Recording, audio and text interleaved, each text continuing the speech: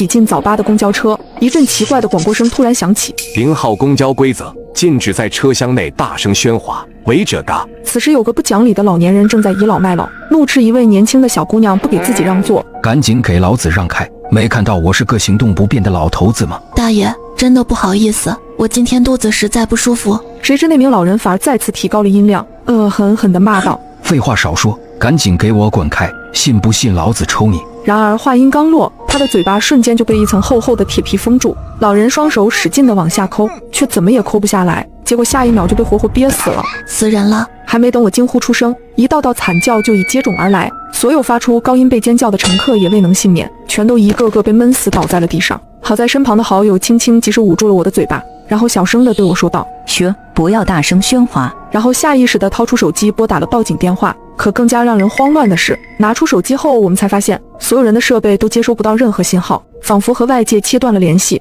司机呢？为什么出了这么大的事还不停车？可当我们走过去才发现，面对这么血腥的场面，司机竟毫无反应，平静无比地紧握着方向盘，踩着油门向前开去。更加诡异的是，挡风玻璃外面根本不是我们熟悉的市区，所有的高楼和车辆全部消失不见，只有一条白茫茫的长路被阴云笼罩，一眼看不到尽头。这时诡异的广播声再次响起：欢迎来到0号公交，若想活命，请按规则行事。车里一片死寂，每个人都屏住了呼吸，仔细倾听诡异的公交规则。1. 本班公交不会在中途站点停车，更不会开门，试图自行离开者嘎。2.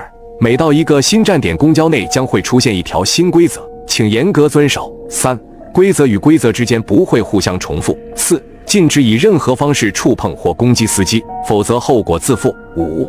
本路线共有4站，存活到最后方能安全离开。很遗憾，首发站死亡乘客21人，目前存活37人。请注意，前方到达第2站，新规则诞生。20秒后，请所有乘客抓紧吊环，保持悬空，凡触碰其他物体者嘎。第2条规则显然是对我们体力和耐力的考验。吊环挂在高处，在空中悬挂到下一站，大概有10分钟左右的时间，无疑是一份漫长的煎熬，尤其是对我们这些长期缺乏锻炼的上班族来说。于是我揉了揉手腕，在脑海中不停构思着动作和姿势，试图想到最省力的一种。可正在我摩拳擦掌的时候，身旁的小美却突然脸色一变，催促我们加快速度，快爬上去，先抢一个再说。听到她的话，我先是一愣，但扭头扫视整个车厢之后，我瞬间读懂了她的意思。整个公交里零零散散仅有20多根吊环，而车厢里的活人足足有37个，根本不够用。想到这里，我急忙伸手跳跃，再也管不了用什么姿势，匆匆挂起，不到10秒的功夫，吊环便陆陆续续挂满了。